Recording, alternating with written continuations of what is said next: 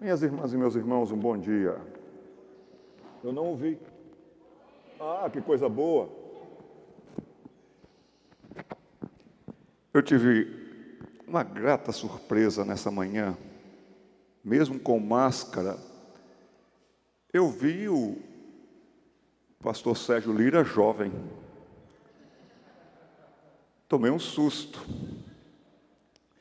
Mas foi uma alegria conhecer o pastor Daniel. Eu dei um abraço nele. Acho que eu já dei uns 3 abraços em você, pastor. Porque tenho uma gratidão muito grande por seus pais. Eu fui nascido de igreja, filho de crente. Muitos de vocês conheceram Jorge Tais. Foi através de uma pregação do Jorge Tais que eu vim a Cristo. E naquela noite, que foi um acampamento de Páscoa lá em Paudalho, eu fiquei desconfiado que a pessoa que me convidou para ir para o acampamento, Palavra da Vida, tinha contado minha vida toda para o Jorge Tais, porque no púlpito ele me descreveu totalmente. Fiquei com raiva do rapaz que me convidou, porque eu disse, ele foi lá e contou toda a minha vida. Como é que ele sabia de tantos detalhes? E Jorge Tais disse uma coisa fantástica. Filho de crente, muitas vezes cretino é. E eu era isso. Filho de crente e um grande cretino. Eu não gostei daquela semana na Palavra da Vida. Foi uma semana muito fraca. O rapaz que me convidou, ele me prometeu tantas coisas legais. Ele disse, Jader, vamos para o acampamento, lá vai ser muito bom. Lá vai ter futebol o dia todo. E eu amava jogar bola.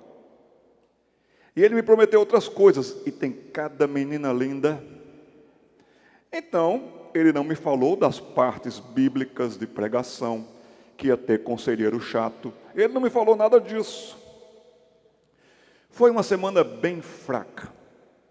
Eu acredito que apenas 2/4 de rapazes funcionaram e 3/4 de moças.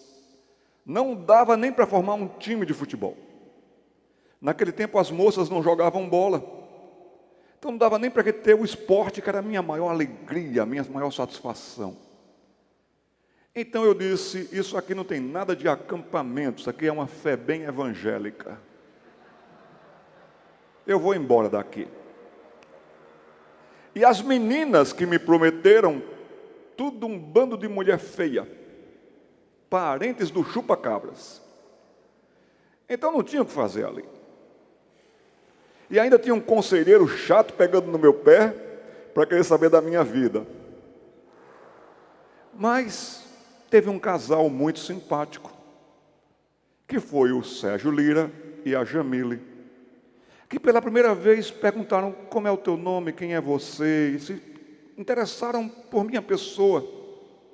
Eu já estava convivendo com gente que não queria saber quem era você, mas queria se aproveitar de alguma coisa sua, de alguma ideia sua, arrastar você junto para o buraco, mas demonstrar interesse pela pessoa, aquilo me soou tão estranho.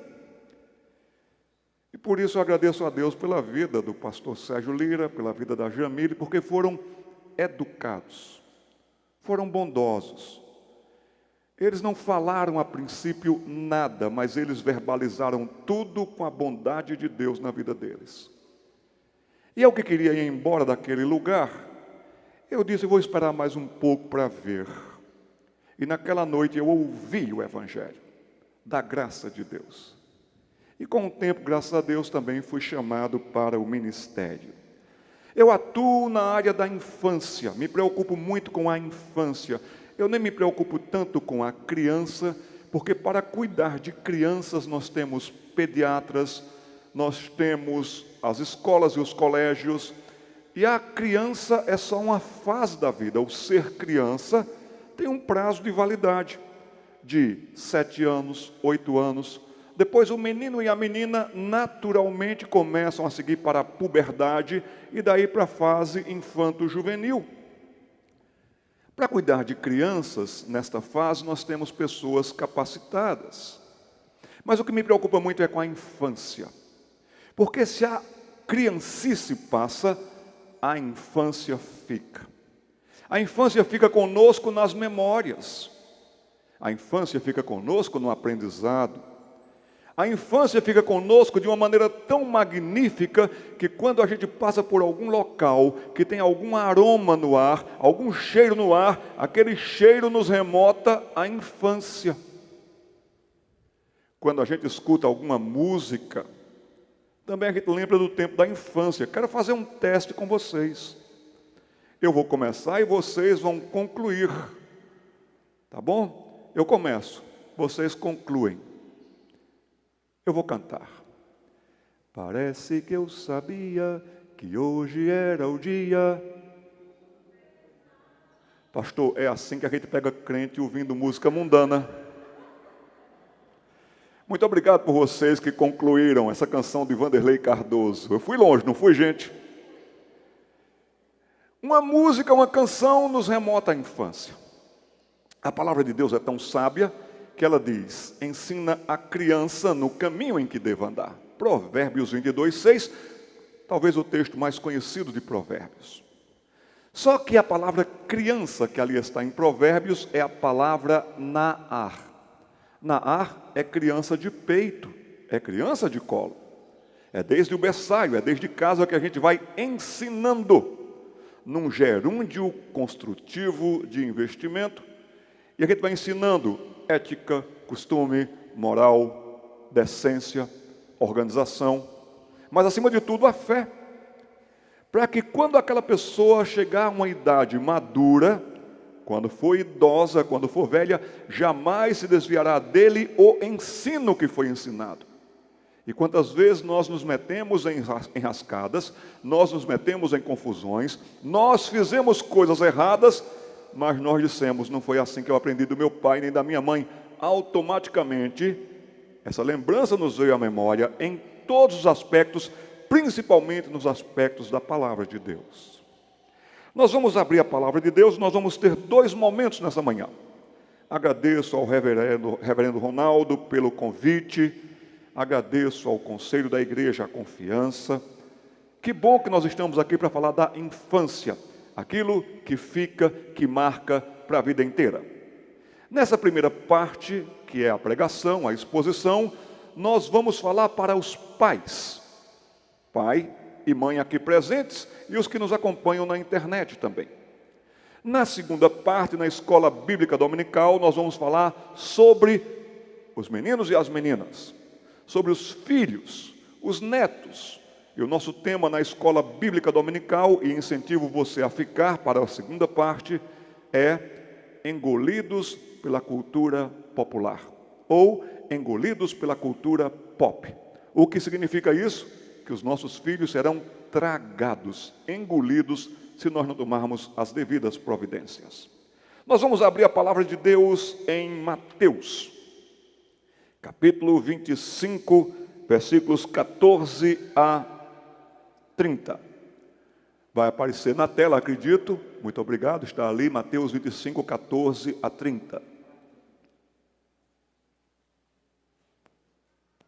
Alguém falou alguma coisa? Está aqui, muito obrigado.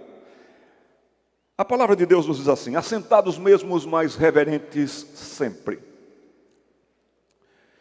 Pois será como um homem que, ausentando-se do seu país, um homem com grande autoridade, com grande poder econômico, chamou os seus servos e lhes confiou os seus bens. Que verbo impressionante, peço que você grife na sua Bíblia. Confiou os seus bens. O Salmo 127 nos diz que herança do Senhor são os filhos. Deus nos dá filhos para investirmos muito bem neles. Continuando. A um deu 5 talentos, a outro 2 e a outro 1.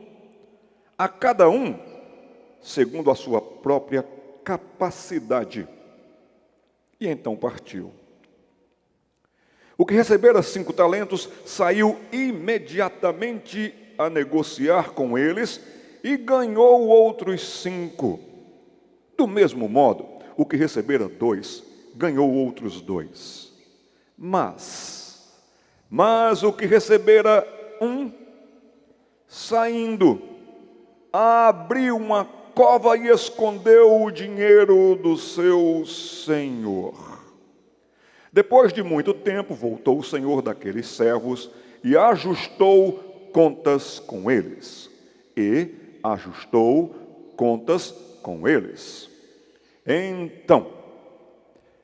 Então, aproximando-se o que recebera 5 talentos, entregou os outros 5, dizendo: Senhor, confiaste-me 5 talentos. Eis aqui outros 5 talentos que ganhei. Disse-lhe o Senhor: muito bem, servo bom e servo fiel. O que Deus quer rever e quer ver nos seus despenseiros, naqueles que vão buscar alimento na despensa para abastecer o povo de Deus, e o povo de Deus começa em casa com seus filhos. Ora, o que se requer dos dispenseiros, nos lembrava muito bem reverendo Francisco Leonardo, é que os dispenseiros sejam encontrados fiéis, pistós. E aqui está dizendo: muito bem, servo bom e fiel. Foste fiel no pouco, sobre o muito te colocarei. Entra no gozo do teu Senhor. E aproximando-se também o que recebera 2 talentos, disse: Senhor, 2 talentos me confiaste. Aqui tens outros 2 que ganhei. Disse-lhe o Senhor: muito bem, servo bom e fiel, foste fiel no pouco, sobre o muito te colocarei, entra no gozo do teu Senhor. Chegando por fim, percebam que no versículo 20 começa com um então. Aqui no versículo 24 não começa com um então, mas dá para a gente ouvir como que sabe o que é? Tem muita gente aqui doutora em sabe o que é?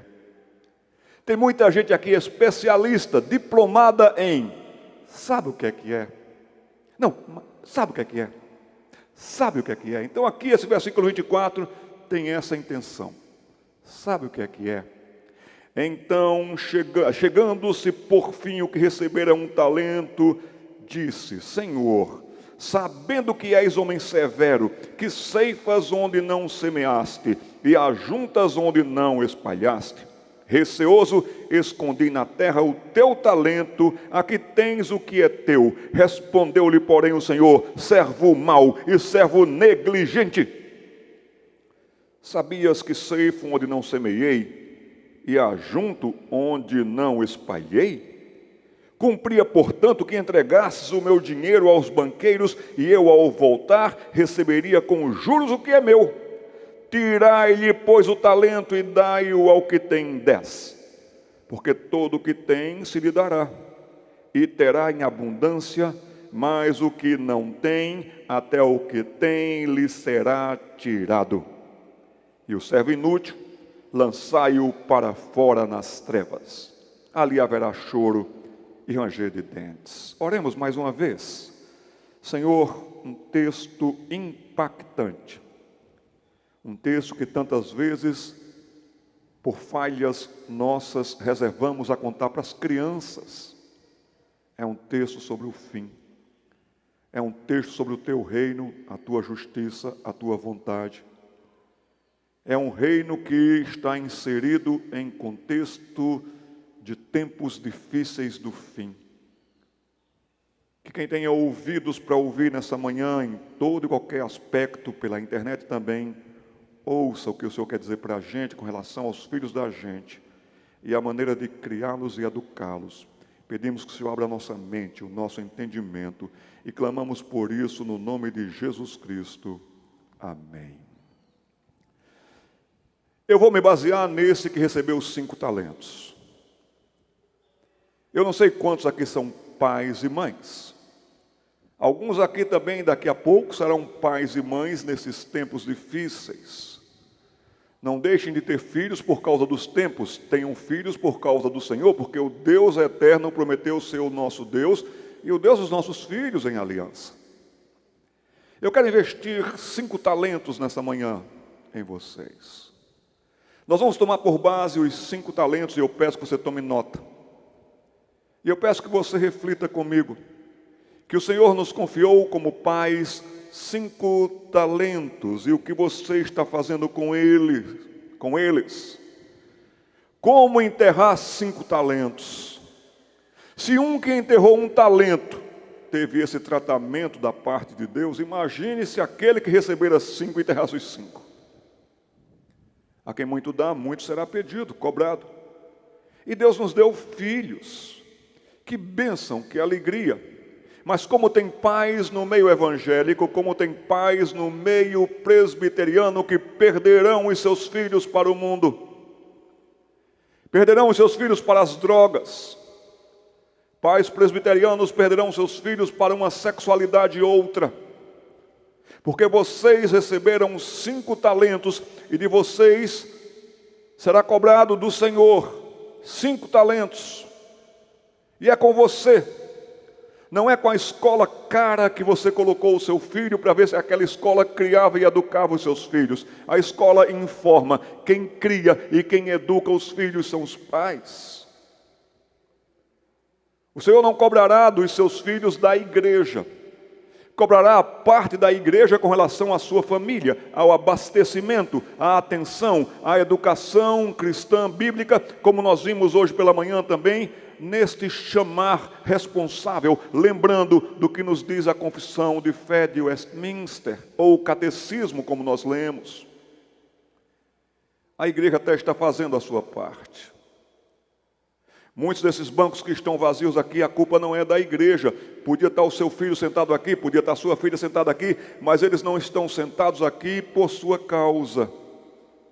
Por displicência, por negligência, por sei lá o quê, que você agiu muito mal.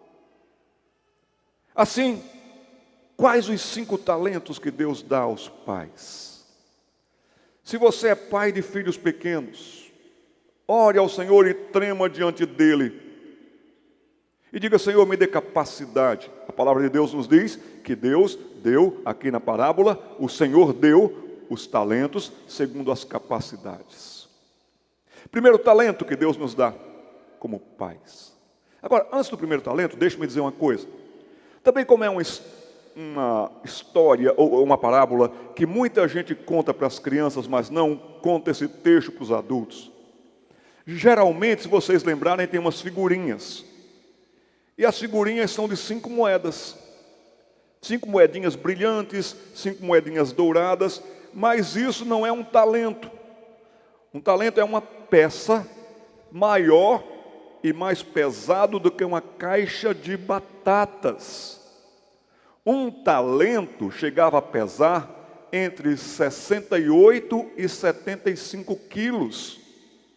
Agora imagine aquela pessoa que recebeu 5 talentos. Não dava nem para pegar direito um. Coloque agora mais 68 quilos em cima. Não dá, já seriam 100 e tantos quilos, ninguém aguenta. Coloque um terceiro talento, coloque um quarto talento. Gente, nem com carrinho de mão você conseguiria levar os 5 talentos de uma vez. Não dá para levar tudo junto, mas dá para levar tudo com responsabilidade. E é por isso que você deve ter muito cuidado com o primeiro talento. E um segundo cuidado igual ao primeiro com o segundo talento. E assim com os 5 talentos. Qual o primeiro talento que Deus lhe deu, pai, que Deus lhe deu, mãe? Foi o talento da autoridade. Deus lhe deu autoridade sobre o seu filho, sobre a sua filha.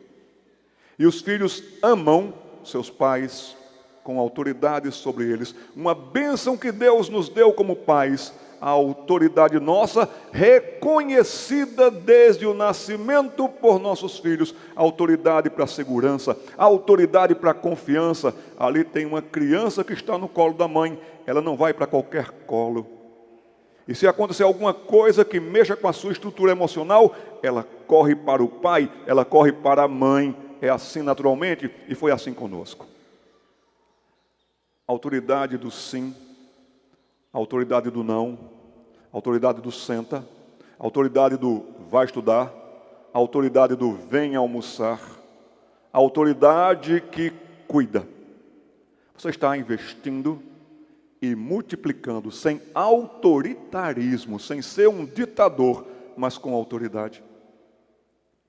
Eu pensava, pastor Daniel, que eu não ia falar nunca essa palavra ou essa frase quando eu era garoto, quando eu ouvia meus pais ou a minha avó falando assim, no meu tempo, sabe porque no meu tempo eu achava uma coisa tão antiquada. Mas hoje quem se pega falando no meu tempo sou eu.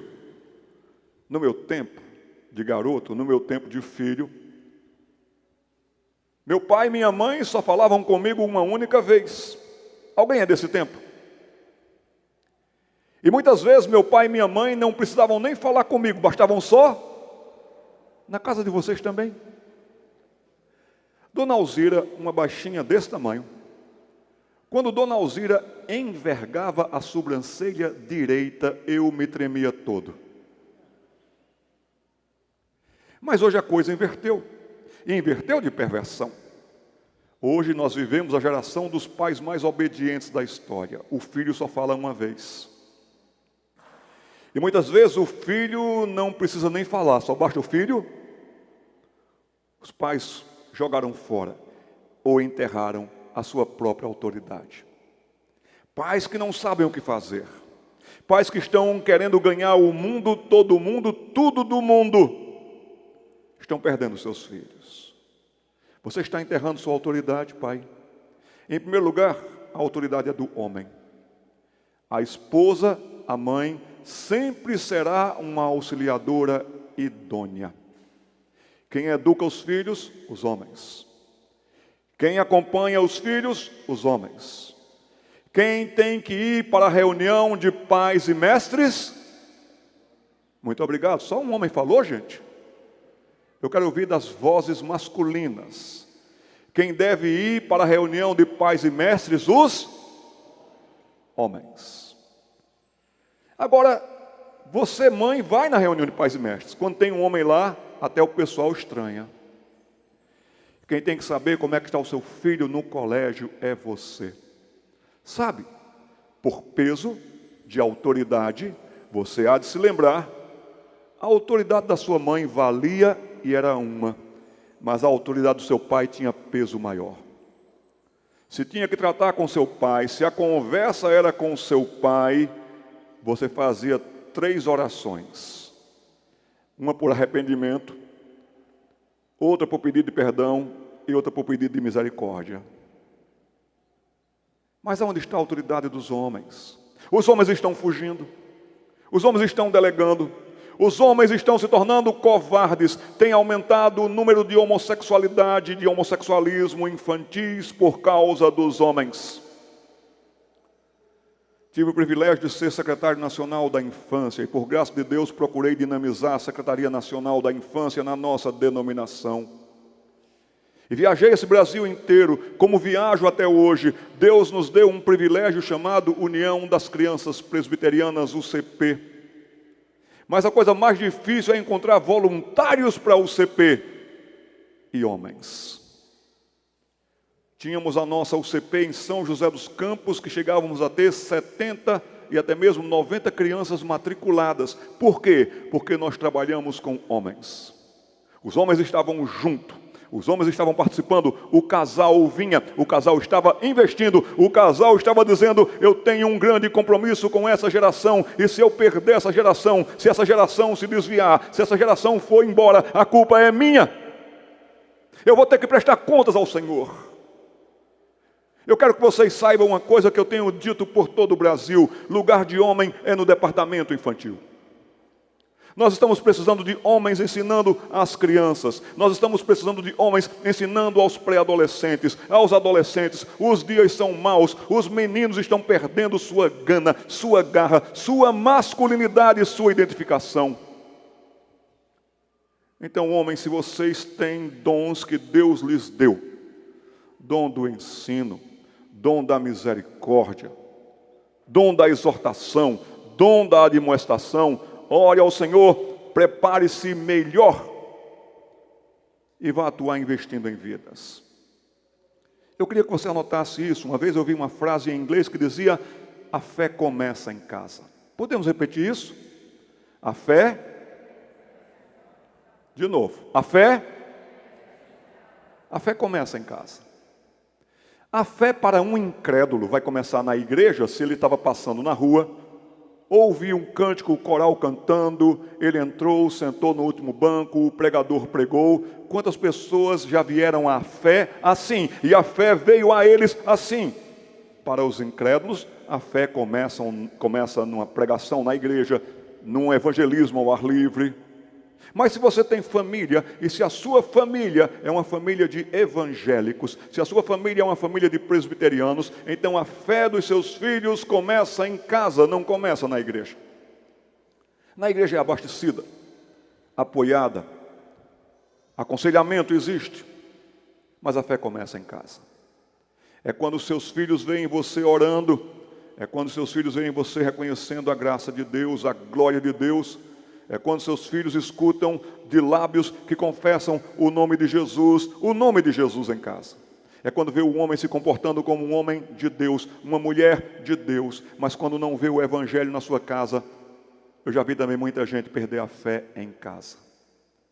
Para ser crente como meu pai, para ser crente como a minha mãe, para ser homem como meu pai, para ser homem como a minha mãe, não.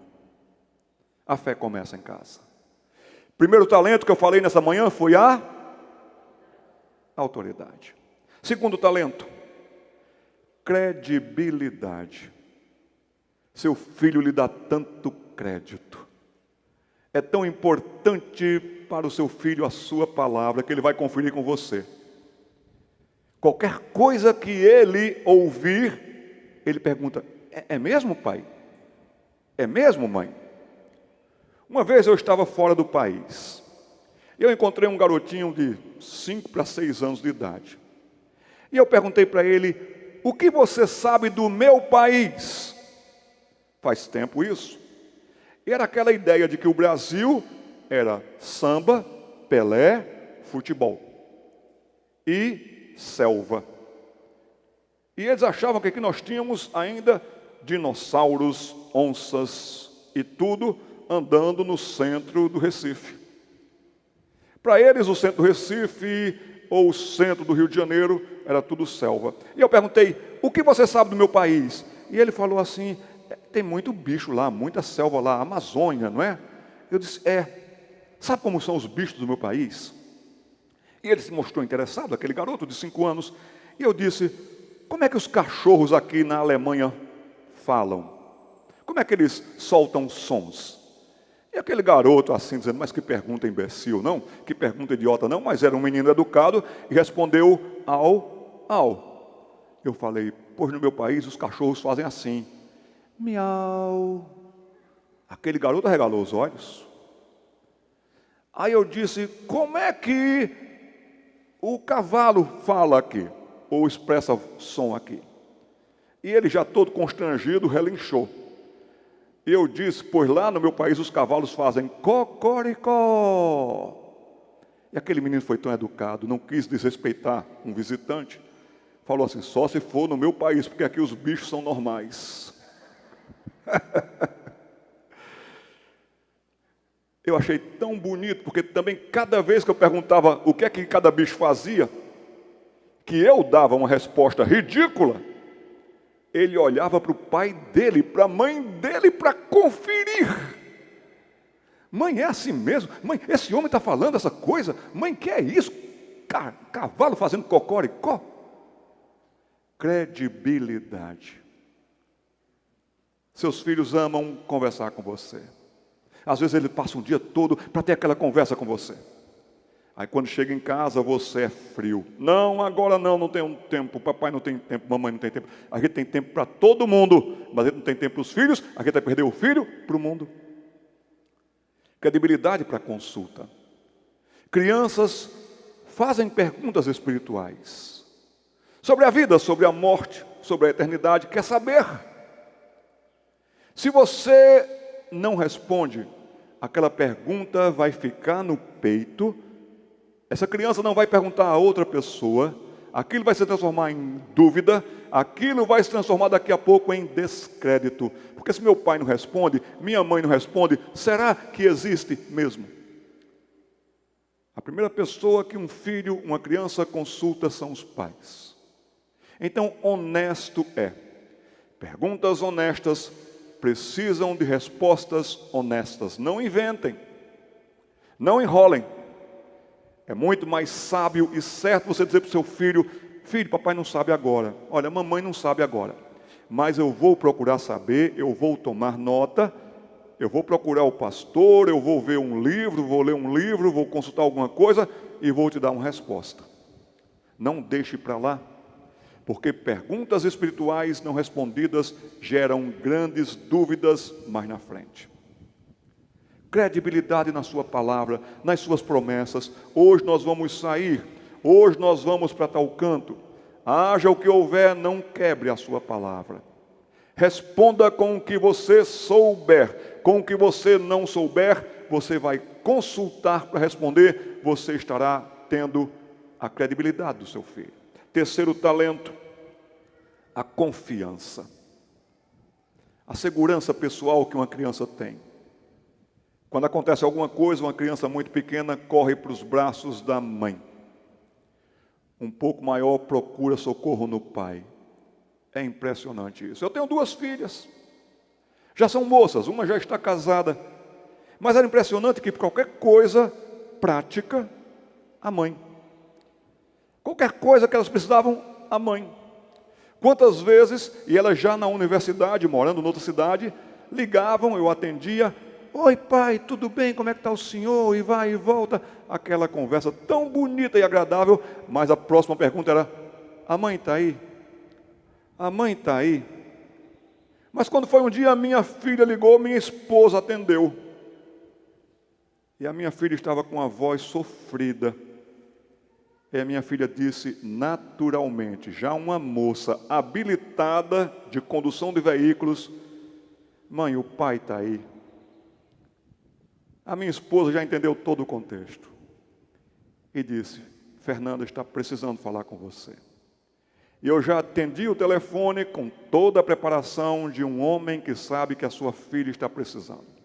Diga, filha, pai teve um acidente aqui, eu bati num motoqueiro. Eu e o motoqueiro nos chocamos. Você está bem?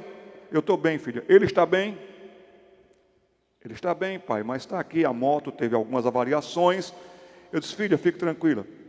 O seguro está aí, mas passe o telefone que eu quero falar com ele. E mesmo à distância.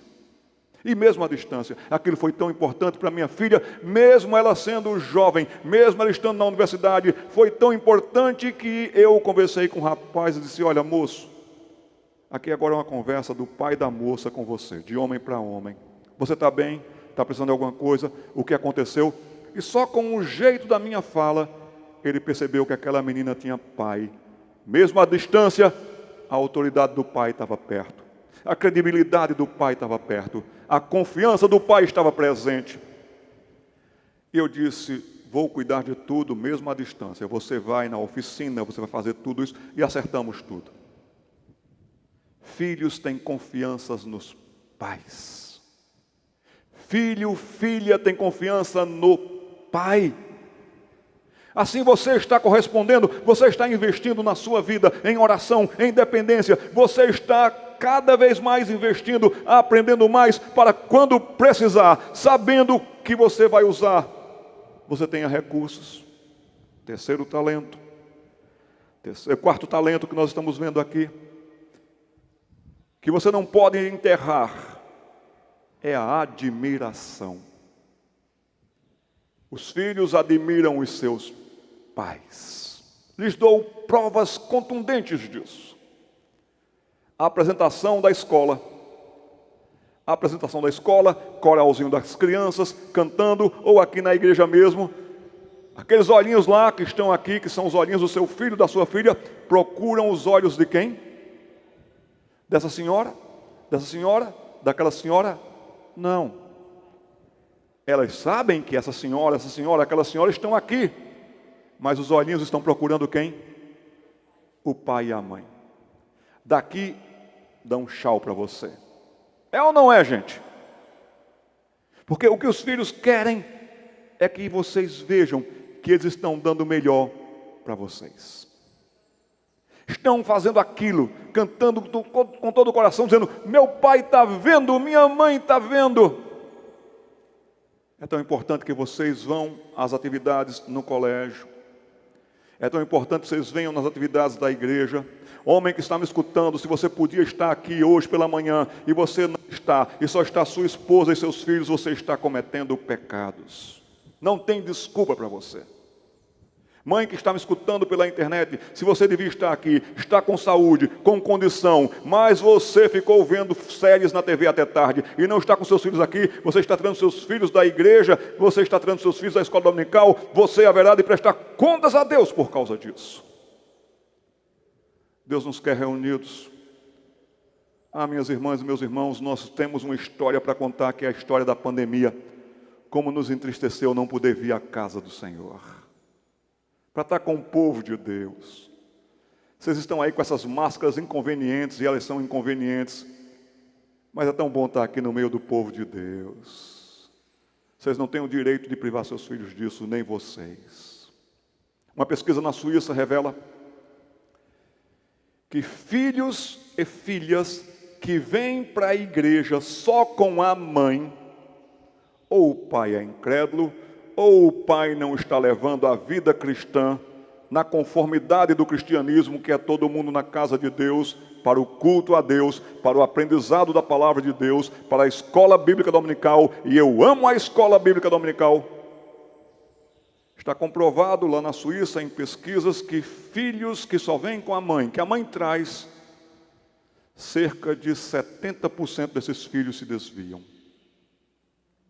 Mas quando a mãe fica em casa, a mãe não quer vir, por seus motivos que não se justificam, mas que existam, 70% dos filhos ficam na igreja. Homens, não atrasem com a escola bíblica dominical. Tem uma coisa terrível que você está mostrando para os seus filhos quando você atrasa para o culto, quando você atrasa para a escola bíblica dominical. Quando o culto começa, quando nós já estamos com até a liturgia adiantada, está chegando gente, está chegando gente, está chegando gente. Vocês não atrasam para o trabalho de vocês, vocês não deixam seus filhos atrasarem para a escola, mas para a igreja, para a escola bíblica dominical, para os cultos, vocês estão chegando atrasados, vocês estão dando péssimo testemunho para os filhos de vocês. Como que para Deus pode, para Deus vale. Cuidado, com Deus não se brinca, de Deus não se zomba. Outra vez, pastor Daniel, eu estava fora do país, estava numa região da Ásia, e eu estava descendo uma rua, e sabe, naquele país os cristãos eram minorias caladas e oprimidas. Não sei se havia até perseguição, mas pelo menos havia essa pressão, cala-te e opressão. Os cristãos eram muito poucos, e eu estava descendo aquela rua, devia ser mais ou menos 4:30 da tarde, e quando eu estava descendo ali, pessoas estavam passando do meu lado com passos apressados, como quem vai perder o trem, como quem vai perder o ônibus, como quem está atrasado e está consciente disso e acelera. E eu achei estranho, porque não era uma pessoa, um casal, era muita gente. 4:30 da tarde. Quando eu desci, cheguei naquela baixada, era uma praça que tinha uma confluência com várias ruas. E aquela mesma velocidade dos passos estavam vindo, daquela direção, daquela direção, daquela direção. E todos eles passaram apressados para mim, estavam se dirigindo para esta região aqui, para essa direção aqui. E quando eu me voltei para ver qual era o alvo daqueles passos, eu vi um templo enorme. Era um templo tão alto como a altura deste prédio aqui, cheio de carrancas de deuses. E eu vi que aquilo era um templo dos deuses deles, dos muitos deuses deles. E eu vi gente chegando na calçada daquele templo e quase entrando de joelhos ou de cócoras, que tão quebrantados estavam. Eu vi gente tirar as sandálias dos pés para entrar naquele templo. Havia uma cortina, abriu uma cortina e eles entravam. Depois a cortina fechou e não entrou mais ninguém. Isso já devia ser umas 4:20 da tarde, 4:45 da tarde. Nunca esquecerei essa cena. Eu fiquei só eu naquela praça. E agora começou o culto deles, 4:45. Desde as 4:30 apressados, chegando apressados. 15 para as 5 começou a cerimônia deles, e eu comecei a ouvir os urros, eu comecei a ouvir os clamores, eu comecei a ouvir pedidos na língua deles que pareciam assim pavores. E de vez em quando abriam aquela cortina para uma fumaça subir escura. E ali dentro eu via quase que frenesi, naquela pequena abertura, naquele pouco tempo. E aquilo me entristeceu. Para deuses que não são deuses, que reverência, que atitude, que temor. Meus irmãos, a gente está muito displicente, a gente chega de qualquer jeito, chega a qualquer hora, liga celular, fica conversando lá fora. Péssimos exemplos, vocês vão perder os seus filhos. Finalmente, o 5º talento, a honra. Repetindo, os 5 talentos que Deus lhe deu como pai, como mãe: a autoridade, credibilidade, confiança, ou seja, segurança pessoal que seus filhos têm em vocês, admiração, consideração, máximo respeito que seus filhos têm com vocês, seus filhos lhes admiram, honra. O que seria esse talento da honra? O talento da honra seria a história preservada. A história preservada. A nossa fé passada para os nossos filhos. Os nossos filhos seguindo os nossos passos. Como tive muita ligação com a Palavra da Vida, a Palavra da Vida tinha muita ligação com a igreja de Casa Caiada, a igreja de Casa Caiada tinha muita ligação com a Palavra da Vida, fui equipante na Palavra da Vida com muita gente que hoje aqui é pai e mãe. E eu perguntei por algumas pessoas. E o pastor Daniel disse: o filho está ali. O filho está ali. Que coisa linda de ouvir. Meus irmãos, minhas irmãs, em nome de Jesus, não enterrem esses talentos. Porque vocês estarão correndo o risco de não só enterrarem esses talentos, estarão correndo o risco de enterrarem os seus filhos mais cedo. Nenhum pai, nenhuma mãe aqui está preparada para o funeral dos seus filhos. Mas em enterrando tudo isso, que é uma carga pesada, que você deve investir bem e não brincar nunca com isso, e nunca desprezar isso, seus filhos poderão se desviar, seus filhos poderão morrer num acidente, seus filhos poderão morrer num assalto, seus filhos poderão partir para a eternidade. Eu encerro contando uma história com uma ovelha minha, que foi ovelha minha aqui no Recife. Há muito tempo atrás, uma moça dentista, ela foi baleada. A notícia, durante muito tempo, ecoou aqui em Pernambuco. O nome da menina, moça, Rafaela. Eu não consigo narrar essa história. Me emociona muito. Por isso que eu registrei esse livro nesse texto que escrevi. O dia em que Rafaela partiu para estar com o Senhor. E eu narro na primeira pessoa. Eu estava em Gravatá e acabara de pregar para um grupo de homens, quando naquela noite quente de outubro de 2007, o celular tocou. Do outro lado estava Socorro Arcoverde, uma mãe que pelo tom da voz dava para perceber que algo muito sério acabara de acontecer. Pastor, onde o senhor está? Após informá-la onde eu estava, ouvi: pois venha para o Recife depressa. Rafaela acabou de ser baleada em um assalto. Corri para o Recife e já fui direto para o Hospital Getúlio Vargas, onde um grupo considerável de pessoas, irmãos em Cristo e muitos amigos da Rafa, aguardavam por notícias. Seus rostos demonstravam apreensão, aflição e lágrimas. Muitas lágrimas. O que houve imediatamente quis saber. O que ocorrera é que Rafaela, menina linda, crente em Cristo, filha dedicada, irmã querida, professora de escola bíblica dominical para crianças e noiva, prestes a se casar, fora buscar o seu noivo Wagner para ambos saírem no sábado à noite. E chegando à casa do rapaz, 2 delinquentes mirins tentaram assaltá-la. Pressentindo o que iria ocorrer, Rafaela tentou correr para abrigar-se na casa, pois o portão estava entreaberto. Foi quando o menor disparou o tiro que lhe atingiu a base do crânio. Rafaela caiu. Logo veio o socorro, gritos, desespero. Conseguiram um carro para levá-la ao hospital mais próximo, mas no caminho Rafaela teve uma parada cardíaca.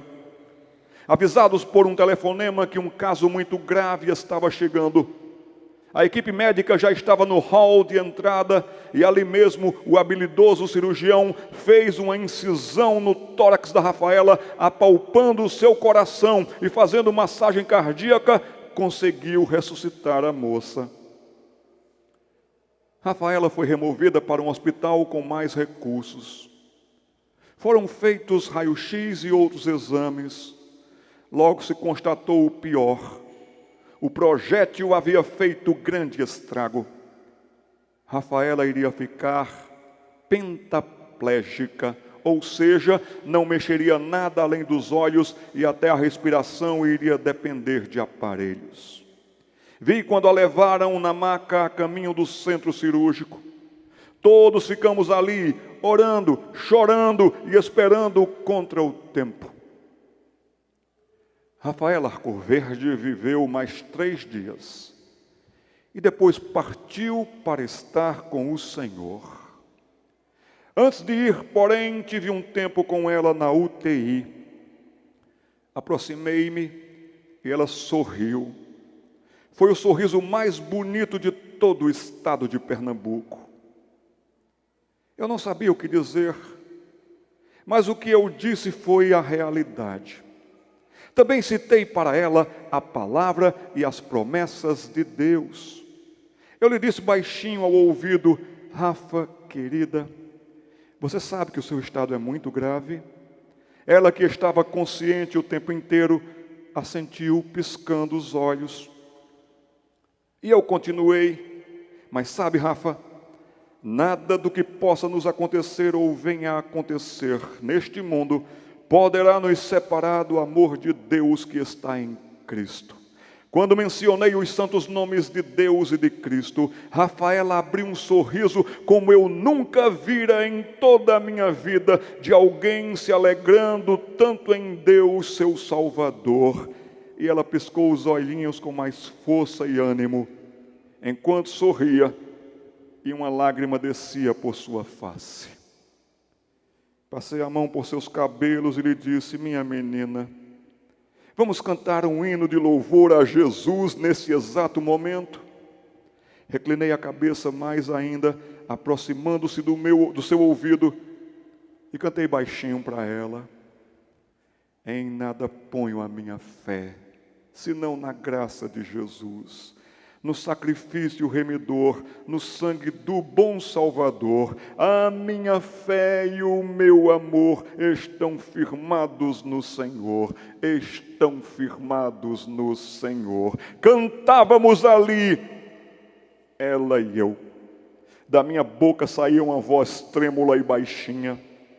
Dos seus lábios um sussurro inaudível, mais real, palavra por palavra, cantando comigo cada estrofe deste maravilhoso hino. Sim, cantamos juntos e louvamos ao Senhor pelo que Ele nos fez, garantiu a nossa vida eterna no céu. E oramos ao Deus Todo-Poderoso. Falei ainda com Rafaela sobre outras maravilhosas promessas da palavra e sobre o céu que Jesus nos preparou, e a tudo ela confirmava, piscando os olhos com firmeza e com muitos e expressivos sorrisos de segurança e confiança. Não muito tempo depois, ela partiu para estar com o Senhor. Não enterrem talentos, invistam. Sua casa não é um terreno de covas, de talentos, e nem o cemitério para vidas que vão morrer precipitadamente. Seu lar é um lugar para investimento, para que muito mais e muito mais a alegria venha nos seus filhos e nos seus netos, em nome de Jesus. Amém.